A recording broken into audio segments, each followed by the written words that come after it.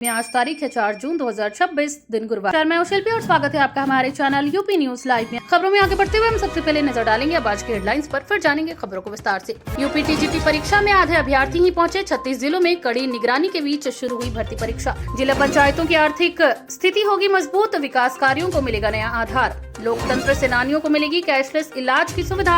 UP cabinet में प्रस्ताव को मंजूरी।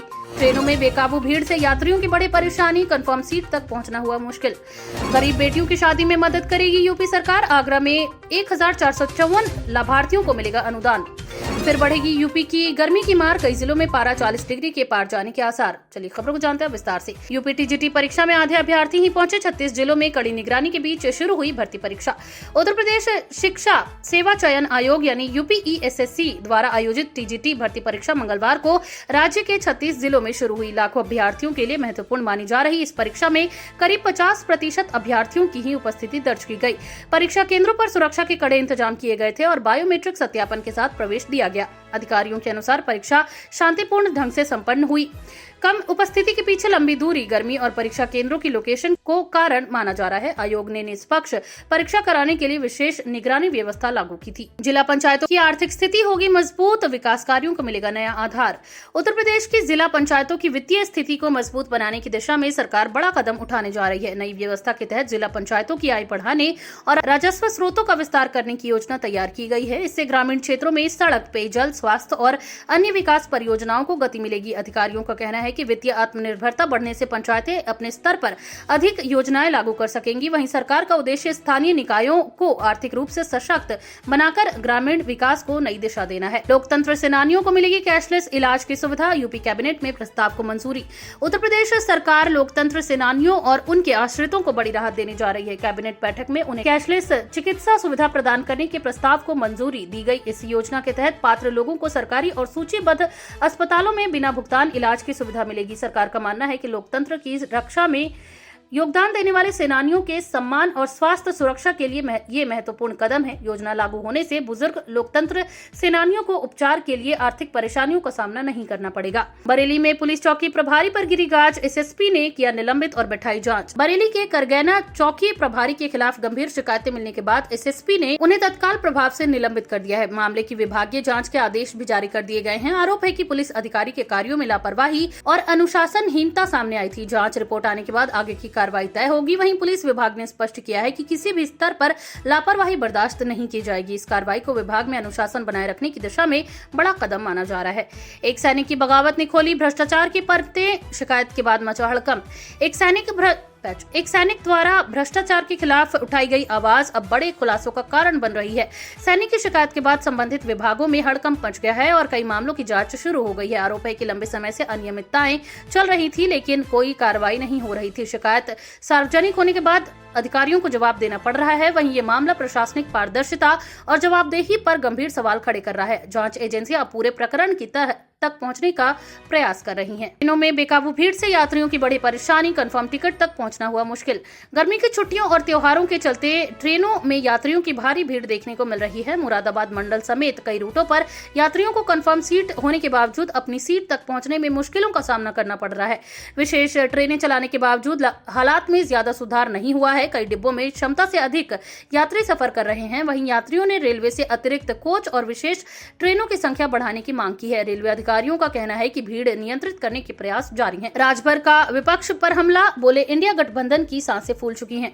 उत्तर प्रदेश सरकार में मंत्री ओम प्रकाश राजभर ने इंडिया गठबंधन पर तीखा हमला बोला है। उन्होंने कहा कि विपक्षी गठबंधन राजनीतिक रूप से कमजोर हो चुका है और भविष्य में कोई भी बड़ा प्रभाव नहीं छोड़ पाएगा। राजभर ने दावा किया है कि जनता का भरोसा अब गठबंधन से उठ चुका है और आने वाले चुनावों में इसका असर दिखाई देगा। उन्होंने विपक्षी दलों की रणनीति पर सवाल उठाते हुए कहा कि उनके पास जनता के लिए कोई ठोस एजेंडा नहीं है। वहीं बयान के बाद राजनीतिक गलियारों में चर्चा तेज हो गई है। टीजीटी परीक्षा में फर्जी अभ्यर्थियों का गिरोह पकड़ा गया, 4 मुन्ना भाई गिरफ्तार। टीजीटी भर्ती परीक्षा के दौरान लखनऊ, जौनपुर और चित्रकूट में 4 फर्जी अभ्यर्थियों को गिरफ्तार किया गया है। ये आरोपी दूसरे उम्मीदवारों की जगह परीक्षा देने पहुंचे थे। जांच के दौरान पहचान पत्र और दस्तावेजों में गड़बड़ी मिलने पर उन्हें पकड़ लिया गया। पुलिस और परीक्षा एजेंसियां पूरे नेटवर्क की जांच कर रही है। वहीं अधिकारियों का कहना है कि भर्ती परीक्षाओं में नकल और फर्जीवाड़ा रोकने के लिए कई सख्त कार्रवाई जारी रहेगी। गिरफ्तारी के बाद कई अन्य संदिग्धों की भूमिका भी जांच के दायरे में आ गई है। महंगाई ने बिगाड़ा घरों का बजट, आटा दाल और तेल की बढ़ती कीमतों से लोग परेशान। बरेली समेत उत्तर प्रदेश के कई हिस्सों में रोजमर्रा की खाद्य वस्तुओं की कीमतें लगातार बढ़ रही है। आटा दाल, खाद्य तेल और अन्य जरूरी सामान महंगे होने से आम लोगों का घरेलू बजट प्रभावित हो रहा है। गृहिणियों का कहना है कि सीमित आय में घर चलाना कठिन होता जा रहा है। बाजार विशेषज्ञों के अनुसार परिवहन लागत और मांग में वृद्धि के कारण कीमतों पर दबाव बना हुआ है। लोगों ने सरकार से राहत उपायों की मांग की है ताकि बढ़ती महंगाई से आम परिवारों को कुछ राहत मिल सके। लखनऊ में रेलवे मरम्मत कार्य का असर, कई ट्रेनों के रूट बदले और समय में हुआ बदलाव।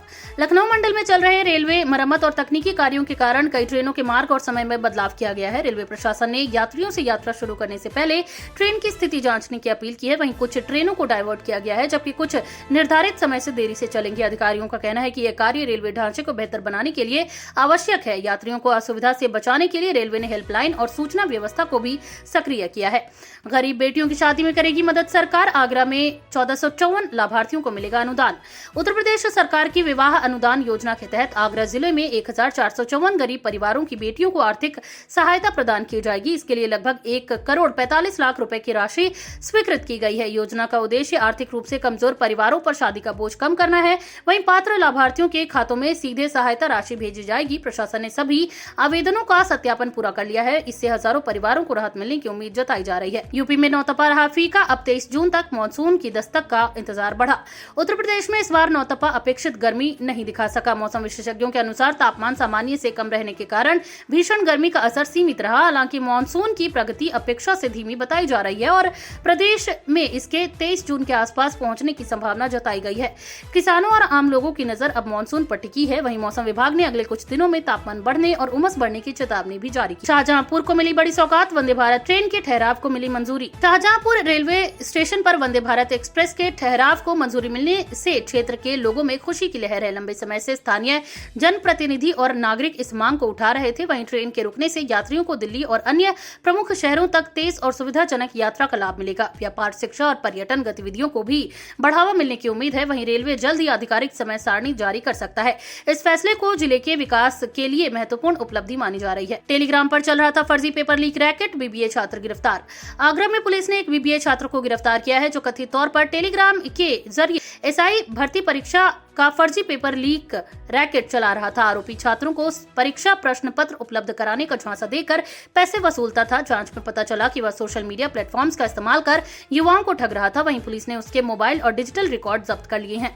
अधिकारियों ने अभ्यर्थियों से ऐसे फर्जी दावों से सावधान रहने और किसी भी संदिग्ध गतिविधि की सूचना देने की अपील की है। फिर बढ़ेगी यूपी में गर्मी की मार, कई जिलों में पारा 40 डिग्री के पार जाने के आसार। मौसम विभाग ने उत्तर प्रदेश के कई जिलों में एक बार फिर तापमान बढ़ने की चेतावनी जारी की है। अगले कुछ दिनों में अधिकतम तापमान 40 डिग्री सेल्सियस से ऊपर पहुंच सकता है। वहीं लखनऊ, कानपुर, प्रयागराज और आसपास के क्षेत्रों में गर्म हवाओं का असर बढ़ने की संभावना है। विशेषज्ञों ने दोपहर के समय अनावश्यक रूप से बाहर न निकलने और पर्याप्त पानी पीने की सलाह दी है। हालांकि कुछ इलाकों में हल्के बादल और छिटपुट बारिश की संभावना भी बनी हुई है, लेकिन गर्मी से तत्काल राहत मिलने के संकेत नहीं है। बरेली में 88 हेक्टेयर जमीन पर बनेगा विशाल टाउनशिप और औद्योगिक हब, बढ़ेंगे रोजगार। बरेली विकास प्राधिकरण ने आवासीय टाउनशिप और औद्योगिक हब विकसित करने के लिए 88 हेक्टेयर भूमि खरीदने की प्रक्रिया पूरी कर ली है। इस महत्वाकांक्षी परियोजना से क्षेत्र में निवेश और रोजगार के नए अवसर पैदा होने की उम्मीद है। वहीं प्रस्तावित टाउनशिप में आधुनिक आवासीय सुविधाओं के साथ व्यावसायिक और औद्योगिक क्षेत्र भी विकसित किए जाएंगे। अधिकारियों का कहना है कि इस परियोजना से शहर के नियोजित विकास को गति मिलेगी। वहीं स्थानीय उद्योगों को भी इसका लाभ मिलने की संभावना जताई जा रही है। 7 दिनों से अंधेरे में डूबे यूपी के 12 गांव, बिजली संकट के साथ पेयजल समस्या हुई गंभीर। चित्रकूट के पाथा क्षेत्र के 12 गांव पिछले 7 दिनों से बिजली आपूर्ति बाधित होने के कारण भारी परेशानी झेल रहे हैं। बिजली न होने से पेयजल संकट भी गहरा गया है, क्योंकि अधिकांश जल स्रोत बिजली आधारित हैं। ग्रामीणों का कहना है कि कई बार शिकायत करने के बावजूद समस्या का समाधान नहीं हुआ। वहीं बच्चों की पढ़ाई और दैनिक जीवन भी प्रभावित हो रहा है। प्रशासन ने जल्द ही बिजली बहाल करने का आश्वासन दिया है, लेकिन ग्रामीणों में बढ़ती परेशानी को लेकर नाराजगी साफ दिखाई दे रही है। तो ये थी आज के तमाम ताजा अपडेट्स। ऐसी और खबरों को जानने के लिए बने रहिए हमारे चैनल यूपी न्यूज लाइव के साथ। धन्यवाद।